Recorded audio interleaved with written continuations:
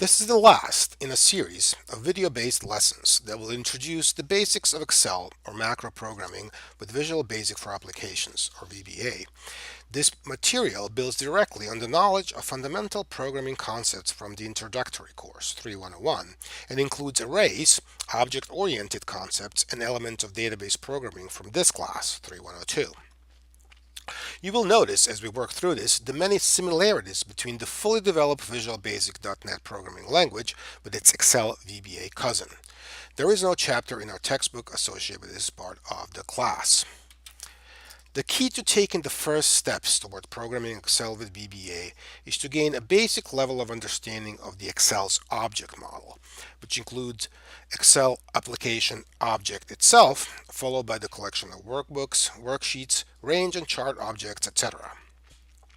We will begin by discussing the general idea of an object model, followed by sort of a bird's eye view of the Excel's object model. This will then allow us to start programming Excel using a combination of the intro programming and object-oriented concepts. We will learn how to work with the specific set of Excel objects, utilizing their properties, methods, and events. This part of the class will conclude by developing a few simple applications that use external data from CSV files and databases, which will be similar to what we did earlier in class. An object model, in the computer programming sense, is a set of specific software objects with properties that encapsulate or hide their data until deliberately exposed, utilize methods or procedures to perform actions on these objects, and react to events that get triggered in response to some user action, message, or condition. In the object-oriented paradigm we studied earlier in the class, these objects are assembled into hierarchical structures and are designed to follow the principles of inheritance, where child objects inherit properties and methods of their parents, as well as polymorphism, most notably with the reusable functions that do slightly different things based on the context, and several other more advanced concepts shown at the top right corner of the slide. One such object model, which can be understood both from the physical and software design perspectives, is the library object model shown on this slide and discussed in more detail on the next one.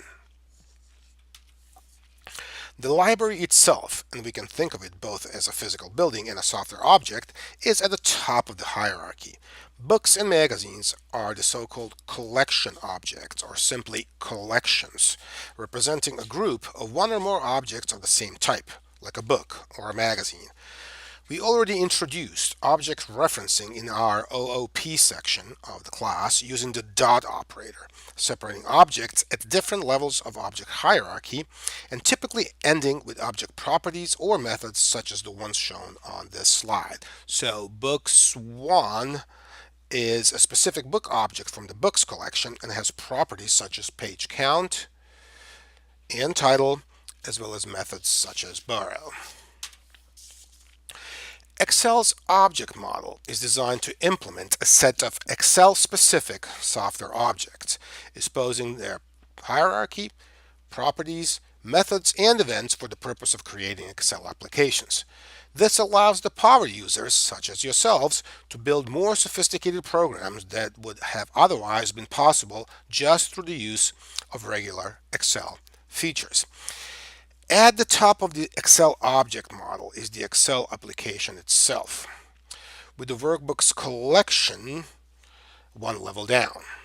You can still use the majority of the built-in Excel functions through the worksheet function object at the same level of hierarchy, and we will use the PMT function this way later in the video series.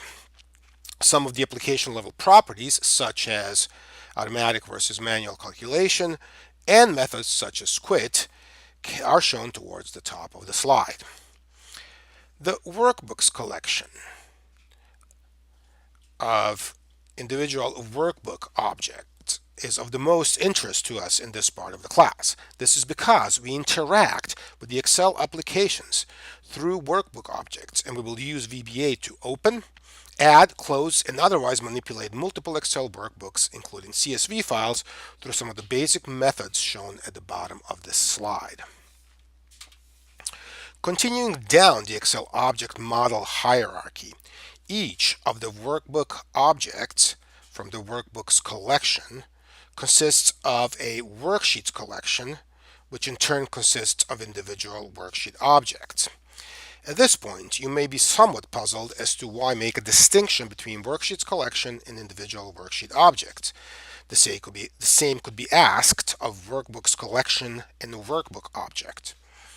The main reason is that the two have some distinct properties and methods that apply to one but not the other. For example, individual worksheet objects have the name property, clearly applying to an individual sheet such as the loan here, while the workbooks collection has the count property that can display how many worksheets are in the workbook. Name property is not applicable to the worksheets collection, and count is not applicable for an individual worksheet object. For example, some of the properties and methods, see the top part of the current slide. In addition to the properties and methods, Excel objects have many events associated with them that get triggered under specific circumstances.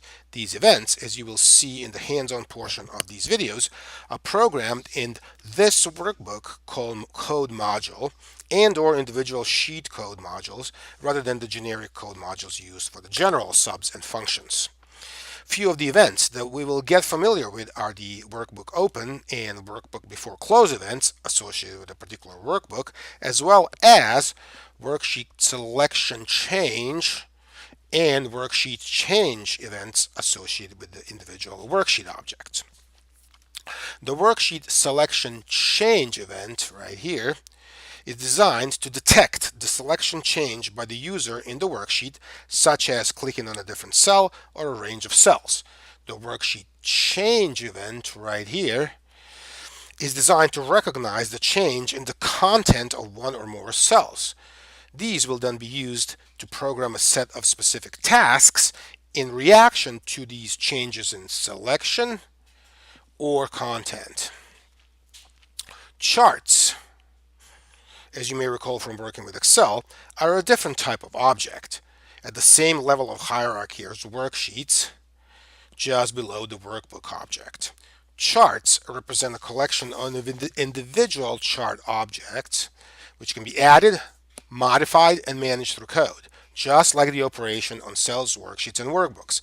And we will study some of the basic chart manipulation techniques with VBA shortly. Perhaps the most important single object from the Excel's object model is the range. The range object can refer to a single cell, a part or an entire row or column, as well as a discontinuous range of blocks of cells used as a data source for a chart. Pretty much all of the work done in a worksheet, which constitutes most of the application functionality for us, is programmed through the use of range objects, and we will therefore study these in quite a bit of detail.